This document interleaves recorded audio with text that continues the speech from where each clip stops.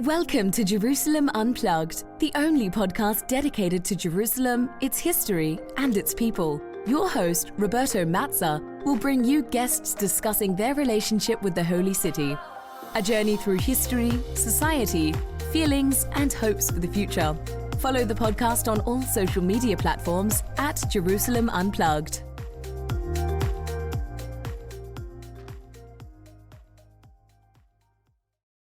Welcome to Jerusalem Unplugged, the podcast dedicated to Jerusalem, its history, and its people.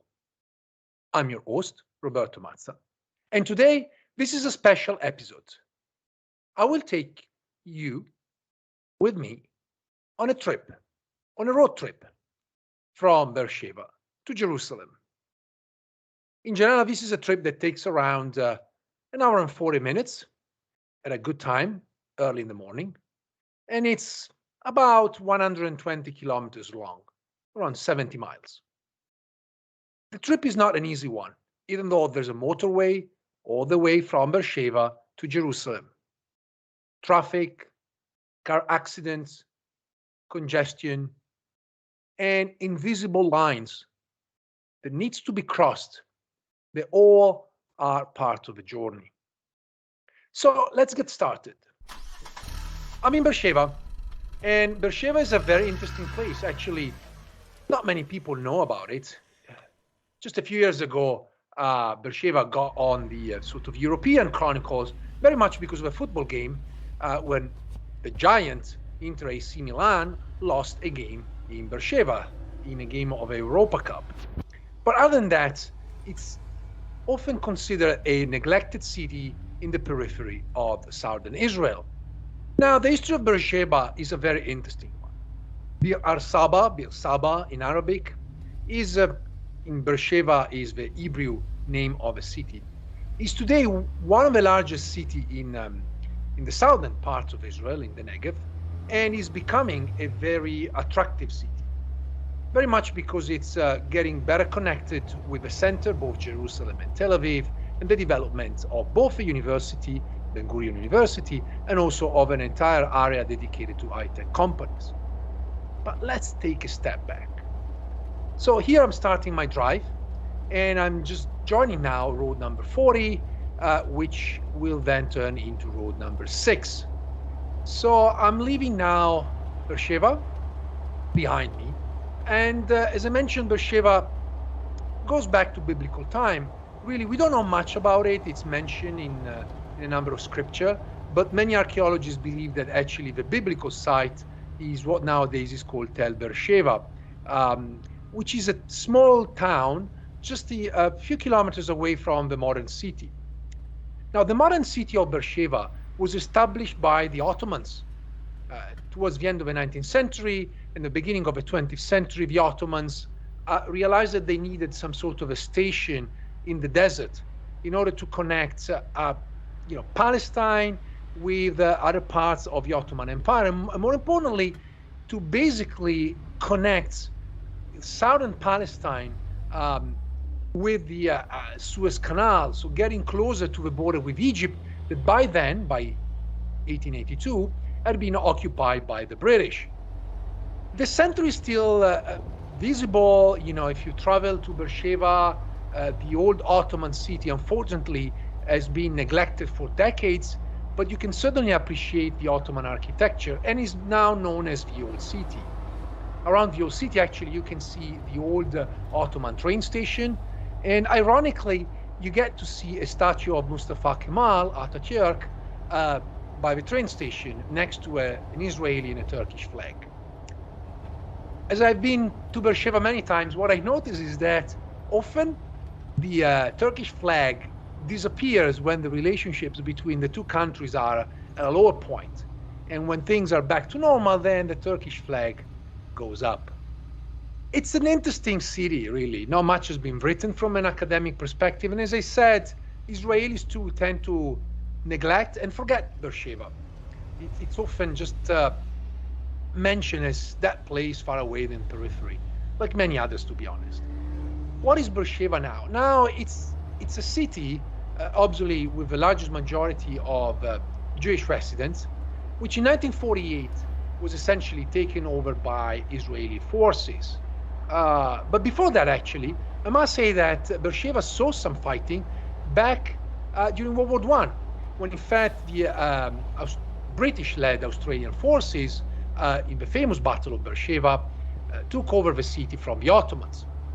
Just a few years back, the centennial was celebrated with a large presence of Australian, New Zealanders, as also British officials, also with the reenactment of the battles. And you can find all of this stuff on YouTube. There was a lot of attention. Eventually, if you're around Beersheva, you also will find an Australian park right in the middle of the city. But where things get complicated, sorry, I'm actually struggling here a little bit on the traffic. So things are complicated when we get to, in 1948. So in 1948, what we have is what is known as the Battle of Beersheva, which took place in October of that year. And eventually the city was conquered by the Israel Defense Forces. Beersheva was taken over. It was considered a strategic point, particularly because Beersheva gave access to the rest of the Negev area, which for Ben Gurion was, some sort of his dream to develop, Israel. Maybe not everybody knows that, in fact, Ben Gurion is buried just a few miles outside Beersheva, in a small village, just out of a city. And again, you can see this kind of connection. Many should actually also remember that David Ben Gurion, while he was born in Russia, actually migrated to Ottoman Palestine in 1907, and eventually was educated in Palestine, and he took a degree in Istanbul, and he got to know very well the land of Palestine. And for him, the desert was this sort of avant-garde, where the new sort of Israeli, the new Jewish man should have eventually settled. Obviously, things went rather differently, but just to give you a sense also of the importance of this city, particularly to the older generation of Zionists. Now, as I said, in 1948, the city was taken over by the Israeli forces, was occupied. The local Palestinian population was essentially kicked out, and drama following drama. Once the Palestinians had been essentially exiled, the city was used by the newly created state of Israel to accommodate Jews coming from the Arab world, Mizrahi Jews. As many probably know, as a result of the creation of a state of Israel, Jews in a number of Arab countries were expelled, and eventually, they moved into Israel. But we have to deal with the fact that Israeli back then were mostly European Jews, either survivors of the Holocaust or previously immigrated into Palestine, so Ashkenazi Jews, who didn't really trust Arab Jews. They didn't trust them because essentially they were Arabs, and many Ashkenazi Jews didn't see major differences between these newly arrived immigrants and refugees and the Palestinians. And eventually it was decided to create camps, or to move these Mizrahi Jews into peripheral cities, so away from the center, away from Tel Aviv, and away from West Jerusalem. So Beersheva became the center, largely inhabited by Mizrahi Jews. And you can still see that nowadays, even though there was a major change in the 1990s, at the very beginning of 1990, when there was this large wave of immigration from Russia after the collapse of the Soviet Union, where a number of Russian Jews moved to Beersheva. Once again, Russian Jews were basically allocated places. Either they were given new towns, but they were also moved into these peripheral cities like Beersheva. And nowadays you can see that. I mean, most of the supermarkets are run by Russians, or medical clinics, and the rest of the city essentially is a Mizrahi city. with a large presence and a growing presence of Arab Bedouins. They normally live in the surrounding, but slowly they're moving into the city and certainly work in the city of Beersheva. But it must be said that there are actually no synagogues. There used to be the Ottoman synagogue, but it has been transformed into a museum. So in fact, for Muslim residents of Beersheva, this is a major issue. Beersheva is also home, as I said, to Ben Gurion University, which is a fairly big university. And I must say that in the recent years, probably in the last 2 decades, so a growing number of Palestinian citizens of Israel enrolling into different courses, and particularly from Bedouin towns. One that I'm actually approaching right now as I'm driving through the traffic, and I'm already a few kilometers out of Beersheva. The surrounding of Beersheva is quite impressive. It's all desert. And the moment you get out of the city, like right now, you can see Bedouins driving off the roads and taking the carols around, sort of the hills. And yeah, so I'm approaching a big junction where there are plenty of roadworks. So, perhaps I'm going to take a break, listen a little bit to the radio before the next step, which is Rahat. Just open the window a little bit. I'm getting to the junction and stuck in traffic. There's a little bit of noise, as usual. And here I am. Now, on my left side is the town of Rahat, but on the right side, there is this entirely Jewish city, town, actually, better say, of Lehavim. It's a village, Lehavim. It's a very wealthy village, which was founded in 1983. It has a small population. I think there are no more than 7, maybe 8,000 people. And as I said, it's one of those towns created, to accommodate wealthy Israelis who often commute. In fact, there is the train station is just around the corner, and it serves both Lehavim and Rahat. Now, Rahat is a very interesting place. Rahat is a Bedouin city which didn't exist basically until the 1970s, if I remember well. And before that, there was a town called El Uzail. And eventually the name was changed into Rahat. Rahat is essentially a collection of Bedouin tribes. I love to go around Rahat. I personally know a few people there, a couple of scholars working at Ben Gurion. And, it's this fascinating place which was eventually, brought together following Israeli policies where they tried to basically settle the nomads, forcing them into becoming, fully residential. And at the same time, Rahat developed opportunities. So it's always complicated here to judge. Certainly there's an element of force, but there's also an element of providing opportunities, particularly for women. Rahat is fairly famous for that. And, a number of projects being developed there, and of cooperations between different groups, and, giving opportunities, and also some Palestinians, NGOs work there. Obviously, Palestinian NGOs are part of the state of Israel. It is always complicated, and I do apologize in advance. While driving, it's a little bit hard to find sometimes the right words to use.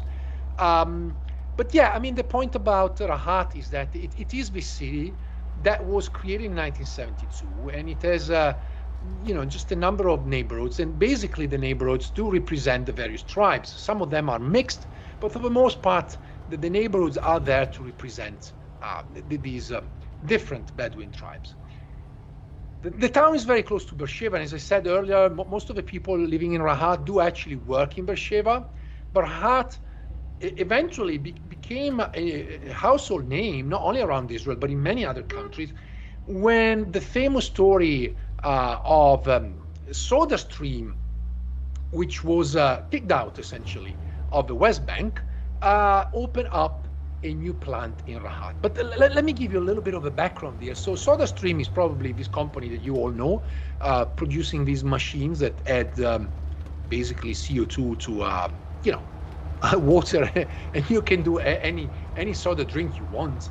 And originally, this company was based in the West Bank, and it was based on basically it was built on an illegal settlement. And it received a lot of attention. The company was very successful. And at the same time, I must say that also the BDS movement, so the Boycott, Disinvestment, Sanction movement, started a strong campaign against, similar companies.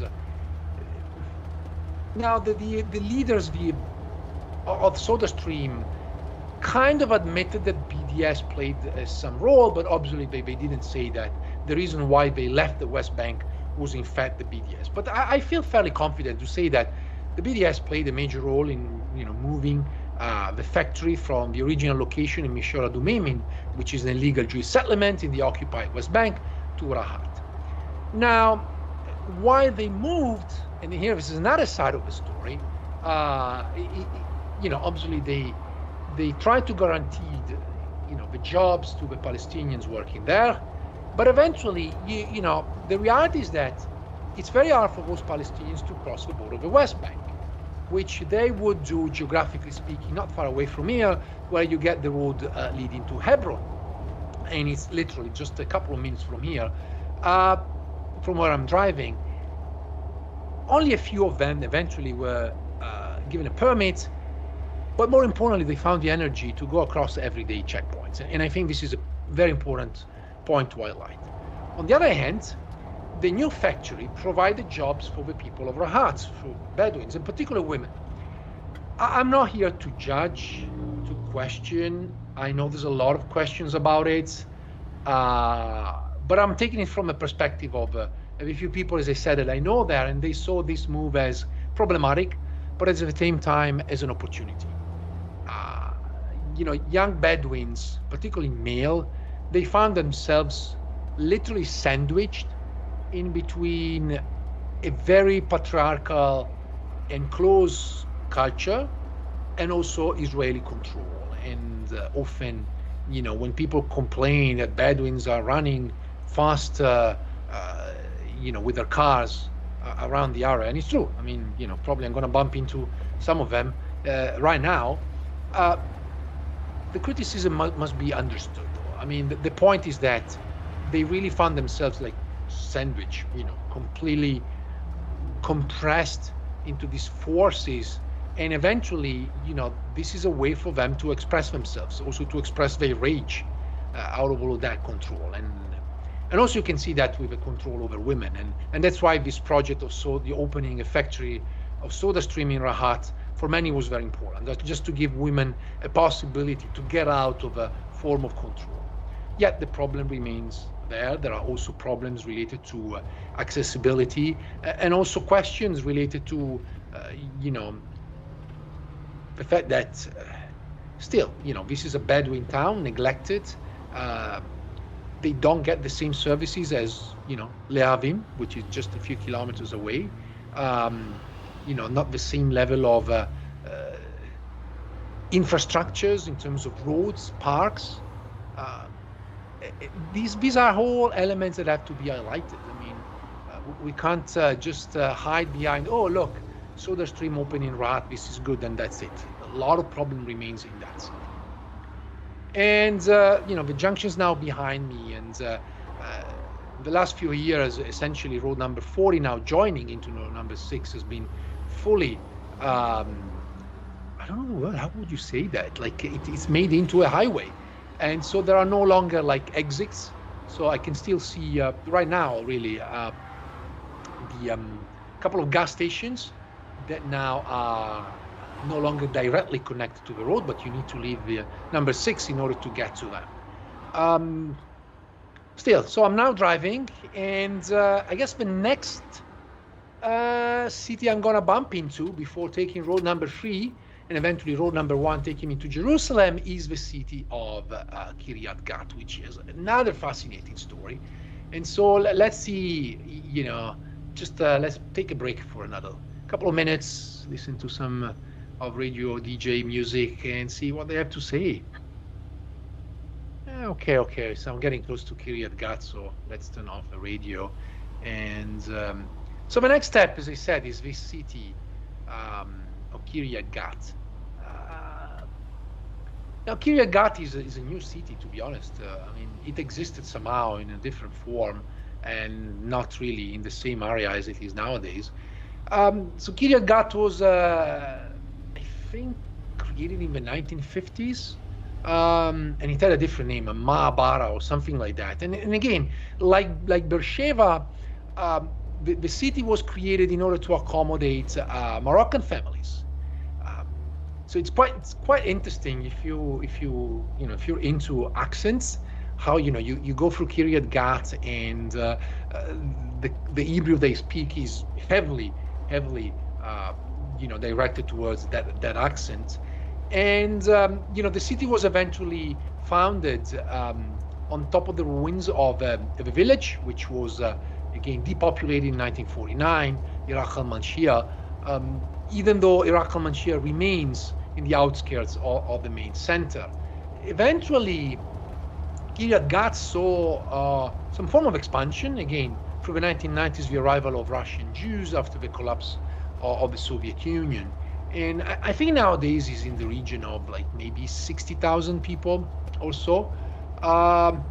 What I found interesting is that, first of all, they call it Kiryat Gat using an ancient name, Gat, which basically was the name of a Philistine city.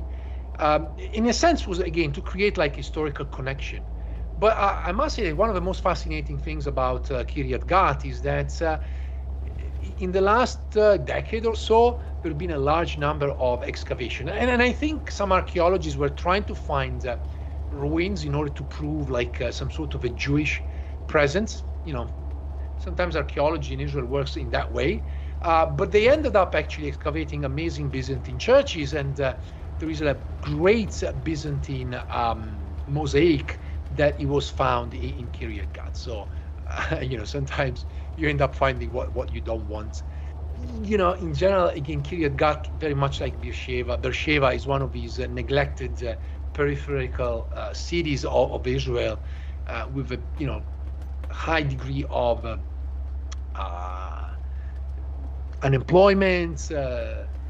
Sort of a lot of people are commuting either towards Tel Aviv or towards Ashkelon and Ashdod, working in the port cities, or working south in Beersheva. There is some signs now that Kiryat Gat is sort of moving forward, but it remains a very peripheral city of Israel, in the southern part of Israel. Just outside Kiryat Gat, then eventually there is this junction of these roads, which I count to be there in just a few minutes, possibly. There's a bit of traffic around Kiryat Gat. In general, is a congested area. There's a lot of trucks moving up and down. There are a few junctions, again, junctions with Ashdod, Ashkelon, but also the road going into the occupied territories in Hebron. They're all around here. So you get a lot of traffic around here. Unfortunately, a lot of accidents too, which is one of the major issues in Israel are really road accidents, plenty, and unfortunately many are deadly. A lot of people just paying too much attention to the phone. I mean, in order to record this, I placed everything safely, but in the end, I can see people around, moving with the phones and stuff. So definitely not a safe one. So yeah, slowly, I'm making my way to road number 3. Just a few kilometers ahead. Taking road number 3, essentially, it will take me just across the hills and getting closer to Jerusalem. And essentially, I will avoid going through, Ramla and Lod, other very interesting places. The Nesher factory, this huge monster, very close to the junction with number 1. So yeah, I'm getting close to to this junction, which eventually will take me to road number 1. We are going to take a short break. Thank you for listening. And remember to join our Facebook page, Twitter and Instagram account. If you have a story about Jerusalem that you want to share, or someone that you want me to interview, please get in touch. Enjoy the rest of the show. Okay, I'm here at the Sorek junction, so I'm getting, number 3. Okay, this is gonna be like one of those things that only maybe a few people can get, but there is a very, very interesting place. There is a military base on the right side, and it's called Tal Shahar. Now, I'm gonna make here like one of those educated guesses.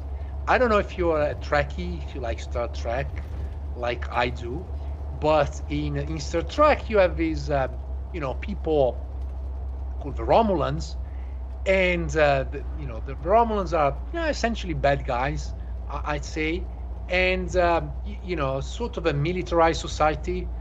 I guess it's the creator of Star Trek ever looked at Israel for that, but nevertheless, the name is very interesting because it reminds the name of the secret police of the Romulan, the Tal Shiar.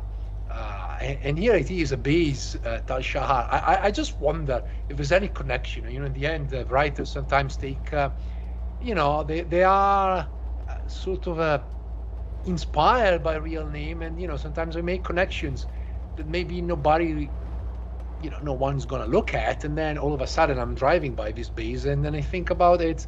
Hey, it really sounds like, but maybe I'm wrong. But if anyone listening maybe has some information about it, please let me know. I'd be very curious to see whether this was actually used as a basis for the name of that secret police. So I'm in a junction, and I'm going to cross the green line. Now basically what's going to happen right now, I'm just going to cross one of the numerous lines that I will cross on my way to Jerusalem. So the Armistice Agreement line, also known as Green Line, because basically, it was drawn with a green pen. And I'm getting close to a place which is, fascinating, but with a dramatic history, Latrun. There's a big junction here. There's going to be a little bit of traffic. Probably I'm going to be stuck for a few minutes. And let me see. I'm just going to open 1 second the window so that you get the sense of it. Trucks, hitchhikers, honking, the usual. Sorry, but there will be plenty of this in Jerusalem. Latrun, gosh, Latrun, so many things to say about it. Every time I'm driving around here, I have really mixed feelings, and sometimes I stop because in Latrun, on my right side, driving essentially north, there is this monastery, a Trappist monastery, which is beautiful. But right in front of a Trappist monastery, you have a Tagar fort. Essentially, a Tagar fort was a police fort that was built during the British Mandate, and now serves as the basis of an Israeli unit. And I must say that a few times driving around the Independence Day, I just stopped and stared at all of these tanks that were parked out of the base, and with all of these kids playing on tanks. I mean, militarization of society is not unique to Israel, but it makes you wonder. It makes you wonder a lot, just to be around tanks. Essentially, what does this teach to kids? But anyway, let's go back to Latrun. So Latrun is this hilltop, and it's literally in between the roads, leading to Tel Aviv and Jerusalem, so it's very close to Jerusalem. It's at the beginning of the hills. And in 1948, Latrun was the site of a huge and very fierce fight between the Jordanian forces and the Zionist forces. And eventually, the area was occupied by Jordanian forces, and it became a no man's land. That's why Latrun is literally in the middle. This tiny sort of area. And in 67, eventually was captured by Israeli forces who occupied, the rest of the area. Uh, as I said, now there is this Trappist abbey.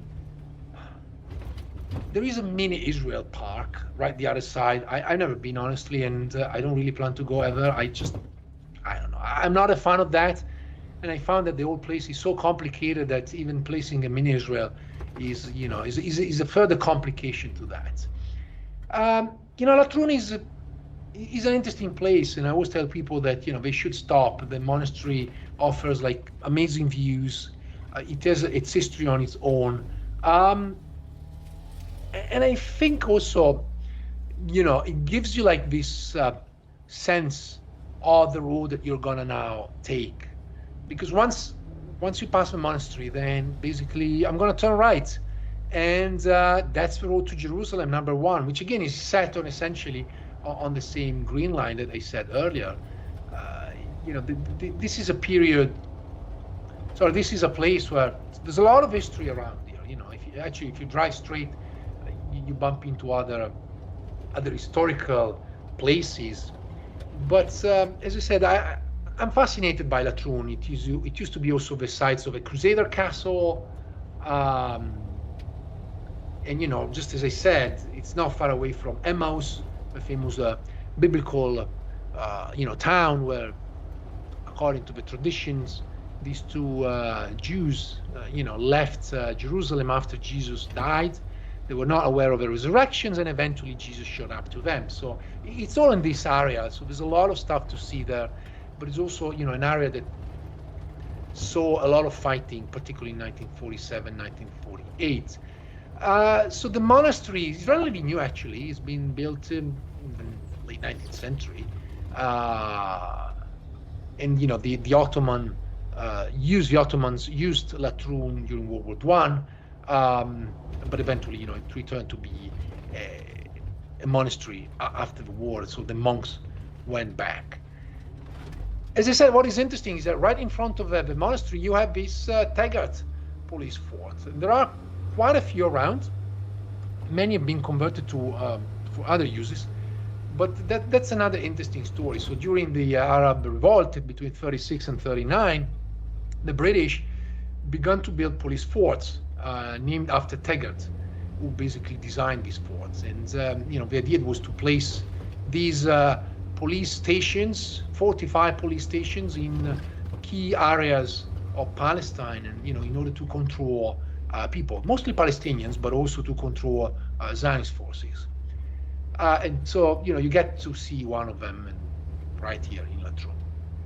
So as I said, also the Battle of Latrun is widely described in many works, and essentially, because this is like the way to Jerusalem, also you get to see how this was a very important battle, and eventually this is where the Jordanian and Zionist forces sort of stopped, even though Zionist forces managed to get in, through what nowadays is road number 1, very close to Jerusalem, up to the borders with the old city. So here I am. Obviously, there's a lot of things about road number 1, which eventually, was also known as Burma Road. But I'm just going to focus drive now, because if you have ever been driving on road number 1, despite the fact that it's been enlarged, so it's now 3 lanes, it's not an easy drive. There's a lot of bends. It's both up and down, and again, traffic, and people just driving really fast, and sometimes pay more attention to their phones. So yeah, I'm just gonna focus on the drive, and then see if I can give you some more information about what's going on the roads.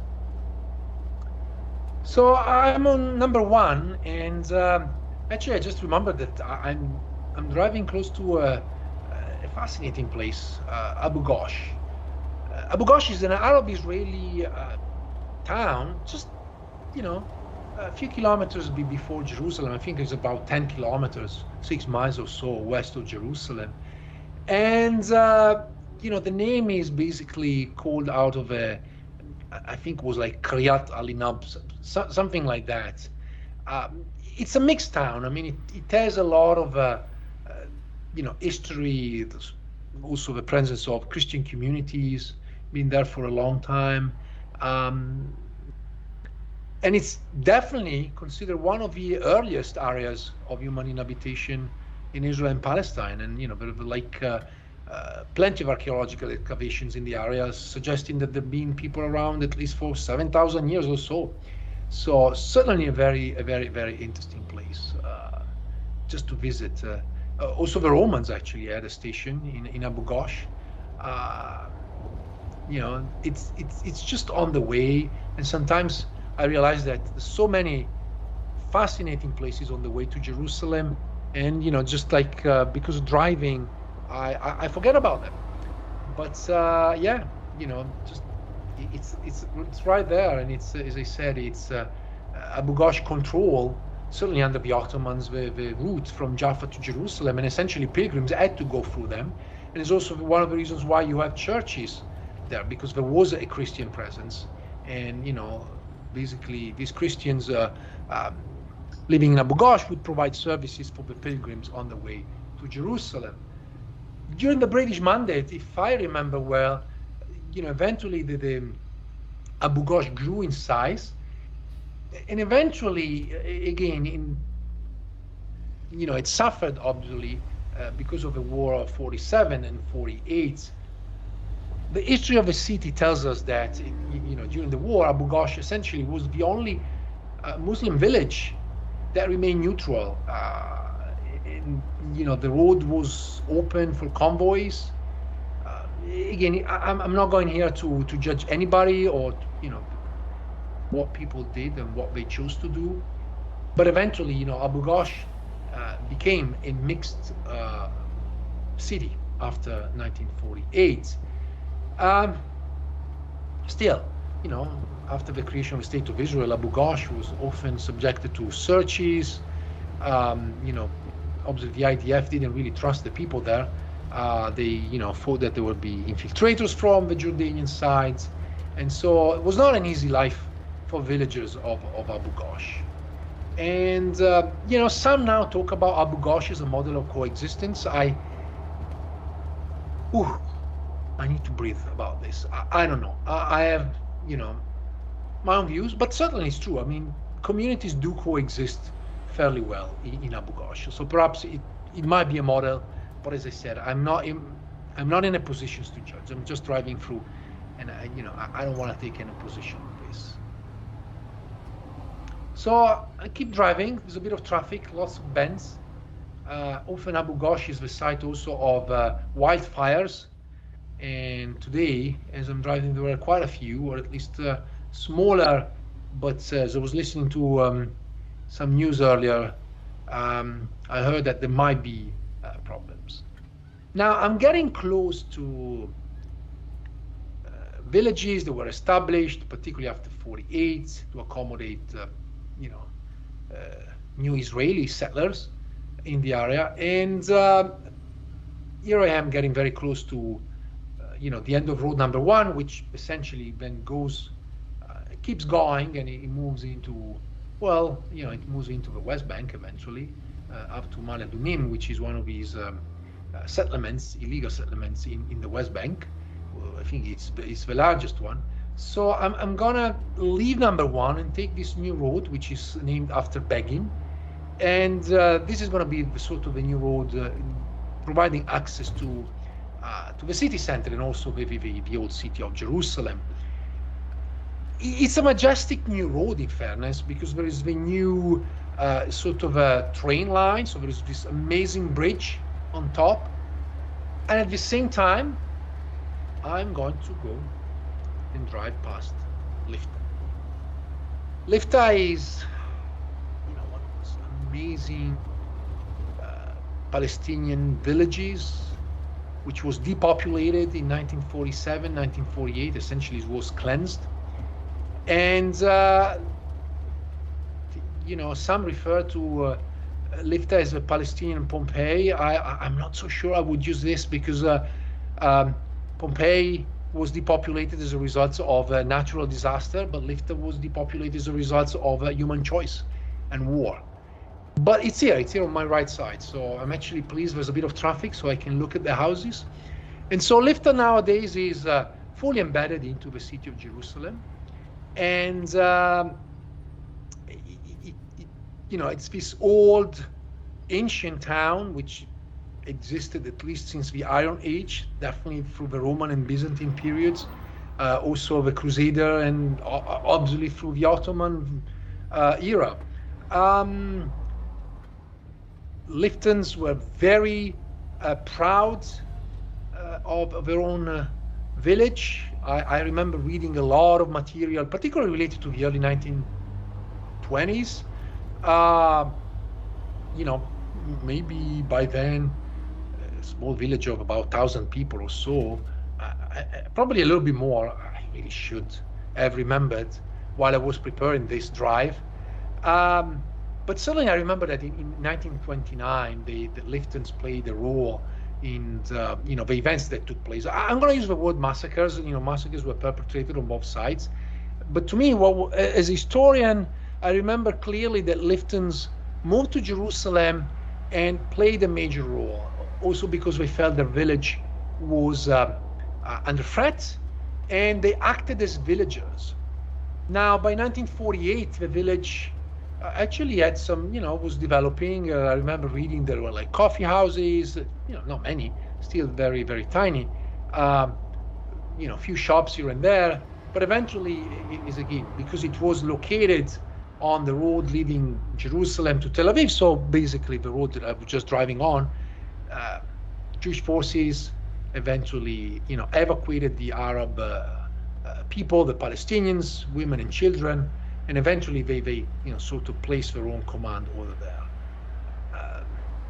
Quite interestingly, it was never repopulated, and there are a lot of stories about it. Lifta was left on its own, and despite a few houses were blue, but eventually it was abandoned, and that's it. And essentially, really, between 1945 and 2021, you can walk around Lifta and some sort of jump back in time. I sometimes don't like these kind of expressions, but here it is. It's a ghost town, and you get all of a sense of, a Palestinian village which was cleansed in 1948. It was used, if I remember well, for some Jewish refugees which were hosted, in Lifta during the war in 48. But eventually, the living conditions were very difficult. Also, the place badly connected, and the buildings suffered from the war. Lack of sanitation, lack of electricity. So, basically, the Jewish inhabitants that were placed in Lifta chose to leave a few years later. So it remains this sort of nature reserve, as the 1980s was declared. But for me, it also remains a ghost town, and the ghosts are very much those of the Palestinians that were expelled in 1948. And now, obviously, there's a whole issue about plans that were announced, I think, in 2011 or so, to demolish the village and rebuild the luxury development. But eventually there were legal petitions, and so at the moment, all of these plans have been rejected, or at least opposed. So, hopefully, there will be organizations that are going to save the houses of Lifta. And even though it would be hard to say that they're going to give back to the Palestinians, original inhabitants, but at least to keep it as a memory of that. So I'm getting close, and obviously now I am stuck in traffic. And so while it took me just 1 hour to get to the outskirts of Jerusalem, now it's going to take me at least 40 minutes to get to my final destination, which is a parking lot in East Jerusalem, right in front of a YMCA. And that's going to be my final destination in this drive. Now, before I get there, as I said, yes, I need to go through a number of neighborhoods. Now, the new road essentially is basically designed to take me through mostly Orthodox Jewish neighborhoods. And eventually, it's a shortcut, honestly. It's kind of convenient. But again, I'm just going across lines of different neighborhoods, once again across the green line, so back and forth this line. Uh, in some of the oldest Jewish Orthodox neighborhood, very close to Mea Shearim, essentially, the Bukharian quarter, so Jews that came from Bukhara in Uzbekistan. And eventually, Shmuel Hanavi. So I'm just going to drive through that. It's not an easy drive. Roads here are a little bit narrower. There's a lot of traffic. You also have to pay attention to people walking, crossing the streets. And eventually, I will just get out of right in front of what is the American colony, and just cross into East Jerusalem, so east of the Green Line. So okay, they keep talking here on the Italian radio, and slowly, I'm here. It's a slow drive, so I am just crossing, these I would say ultra-Orthodox Jewish neighborhoods. Google Maps just takes you through here. And here I am, right in front of the American colony. So now I'm going to take St. George Street. And now what is interesting here is that in front of the American Colony Hotel, you have a set of hotels that were all being built in this no man's lands. And I'm here in Sheikh Jarrah. So, these neighborhoods that have been at the center of the recent flare-up of violence. Jewish settlers, trying to take over Palestinian houses here in East Jerusalem. So behind me, there's this area, which is fascinating. I mean, Sheikh Jarrah is a very fascinating history. It was this neighborhood that was built mainly by wealthy Muslim Jerusalemite residents at the end of the 19th century, and also then later on some Christian Palestinians joined their fellow Jerusalemites in this very nice area right on a hill, looking over the city. And you also have this very famous Jewish site, the tomb of Shimon HaTzadik, this Jewish prophet. Quite interestingly also, some Jews settled down here at the beginning of the 20th century, some coming from what nowadays is Iraq or Kuwait. They were Ottomans, so they obviously moved freely through the Ottoman Empire. Some were wealthy, bought properties or mostly rented properties from, local Jerusalemites. But you also had the arrival of some very poor Jews from Yemen who found refuge in the land owned by the American colony. Obviously, the situation nowadays is rather different, and particularly after '67, after the city was taken by Israeli forces, you had the drive by a number of Israeli settlers to use a law that applies only to Jews and Israelis, to retake some of the properties there. Now, this is a legal battle, but it's obviously bigger than a real estate problem. I mean, it would be just unfair to say that this is an issue about houses. It's bigger than that. But I'm not going into it. I'm just going to try to end this drive where I try to give you a sense of where I am and the history of this place. And finally, I'm getting to the parking lot. So I've been driving through Nablus Road, first St. George's, and then Nablus Road, and here I am at the parking lot. There's a lot of things here. The parking lot is essentially behind now what is the district court, so full Israeli presence in the area. I'm close to an Armenian ceramics shops, famous Bailian, and in front of the YMCA here in Jerusalem. So I'm going to park the car, and my next stop is in East Jerusalem. But I hope you enjoyed this drive with sort of plenty of historical information, and also it was nice to feel that you are driving with me in this drive. And if you ever have a chance to make a similar drive, think about what's next to you. There's a lot of history, there's a lot of issues while driving. So thank you. I hope you're enjoying this special episode of Jerusalem Unplugged, and see you next time. Thank you for listening. Thank you for listening to Jerusalem Unplugged. This podcast is currently commercial free. There are no ads. The only possibility to stay this way is for you to please let your friends, your family, and others who may be interested in listening to Jerusalem Unplugged know about this podcast. Let's increase the audience and let's keep the podcast commercial free. Thank you for listening. Until the next one.